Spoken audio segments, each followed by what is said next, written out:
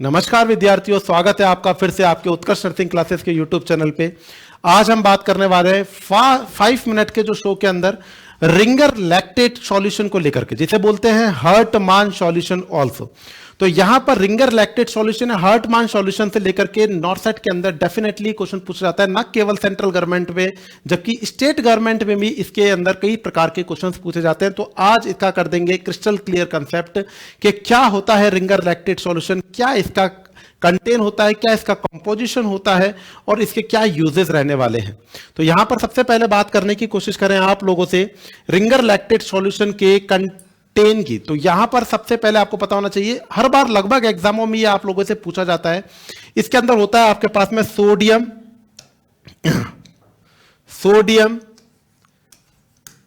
Potassium, calcium, chloride और finally आपके पास में लैक्टेट।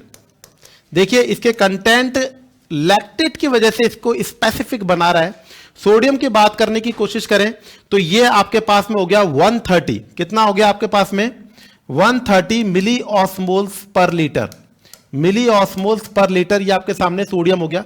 पोटेशियम आपके पास में हो गया 4 मिली ऑस्मोल्स पर लीटर के करीब आपके सामने क्या हो गया, ये पोटेशियम हो गया। अगर मैं बोलने की कोशिश करूं क्लोराइड और कैल्शियम तो वो होगा आपके पास में 109, क्लोराइड आपके पास में आ जाएगा 109 और कैल्शियम आ जाएगा 2.7 मिली ऑस्मोल्स पर लीटर। और जो रिमेनिंग आपके पास में जो है लैक्टेट, जो इसकी स्पेसिफिसिटी को बना रहा है, जो इसके कार्य की एक क्षमता को बना रहा है, जिसके कारण से अलग पहचाना जा रहा है, वो होता है आपके पास में 28 मिली ऑस्मोल्स पर लीटर। तो ओवरऑल अगर आप लोग इसको काउंट करेंगे तो एवरेज ये आपके पास में आएगा 130, 4, 36, ये तकरीबन आपके पास में 273 मिली ऑस्मोल्स पर लीटर आएगा। कितना आएगा, 273 मिली ऑस्मोल्स पर लीटर के करीब आएगा। और इसी आधार पे हम बोल देते हैं कि रिंगर लैक्टेट सॉल्यूशन जो होता है एक आइसोटोनिक सॉल्यूशन की श्रेणी में आता है, क्योंकि आपको अच्छी तरीके से पता है कि आइसोटोनिक फ्लूइड की रेंज क्या रखी गई है, 245 से लेकर के 370 मिली ऑस्मोल्स पर लीटर के बीच में रखी गई है। तो अगर हम बात करने की कोशिश करें कि रिंगर लैक्टेट की, जिसे अपन ऑस्मोलैरिटी को काउंट करेंगे तो 273 मिली ऑस्मोल्स पर लीटर के करीब आएगा। अब यहां पर इसके कुछ कंपोजिशंस भी होते हैं। कंपोजिशन की बात करने की कोशिश करें तो सोडियम क्लोराइड होगा, पोटेशियम क्लोराइड होगा। यहां पर आप देखेंगे सोडियम एक बार के लिए क्लोराइड से जुड़ रहा है, एक बार के लिए पोटेशियम क्लोराइड से जुड़ रहा है, एक बार कैल्शियम क्लोराइड से जुड़ेगा। क्या जुड़ेगा, कैल्शियम क्लोराइड से जुड़ेगा, कैल्शियम क्लोराइड से जुड़ेगा। CaOCl2 बोलते हैं इसे, यानी CaCl2 बोलते हैं इसे। नेक्स्ट नंबर पर बात करने की कोशिश करें, सोडियम लैक्टेट से जुड़ेगा और फाइनली वाटर पाया जाएगा। सोडियम लैक्टेट से जुड़ेगा और फाइनली इसमें वाटर पाया जाएगा। वैसे तो मैं अगर बात करने की कोशिश करूं, इसके जो कंपोजिशंस हैं वो एग्जाम में अभी तक तो पूछे नहीं गए, लगभग किसी एक आध में पूछे जाते हैं। हाँ, ORS के कंपोजिशन भी पूछा जाता है और कंटेन भी पूछा जाता है। तो यहां पर अगर अपन RL के कंपोजिशन को लेकर के पूछ लें तो एवरेज सोडियम क्लोराइड का होता है 0.6 ग्राम, पोटेशियम क्लोराइड का होता है 0.03 ग्राम, 0.6 ग्राम, 0.03 ग्राम। मैं फिर से कह देता हूं, इसके जो कॉम्पोजिशंस हैं वो अभी तक एग्जाम में पूछे नहीं गए, लेकिन अगर आप लोग याद कर लेंगे तो कोई दिक्कत नहीं है। कैल्शियम क्लोराइड का रहेगा 0.02 ग्राम, 0.02 ग्राम। यह आपके सामने जो सोडियम लैक्टेट है, सोडियम लैक्टेट क्या होता है अपने पास में, लैक्टेट बॉडी के अंदर जाकर के लिवर के द्वारा मेटाबोलाइज्ड होकर के बाइकार्बोनेट्स बनाता है। तो लैक्टेट को अपन को मेन कंपोनेंट, स्पेसिफिक कंपोनेंट करना है रिंगर लैक्टेट का, समझ रहे हैं। और जो सोडियम लैक्टेट है वो पाया जाएगा आपके पास में 0.3 ग्राम, कितना, 0.3 ग्राम। और फाइनली पूछे वाटर कितना होगा, तो आप इसको मान सकते हैं कि वाटर अपन के पास में कंस्टिट्यूट के रूप में 100 ml के करीब वाटर होगा। तो ये हो गया बच्चों आपके सामने कंपोजिशन।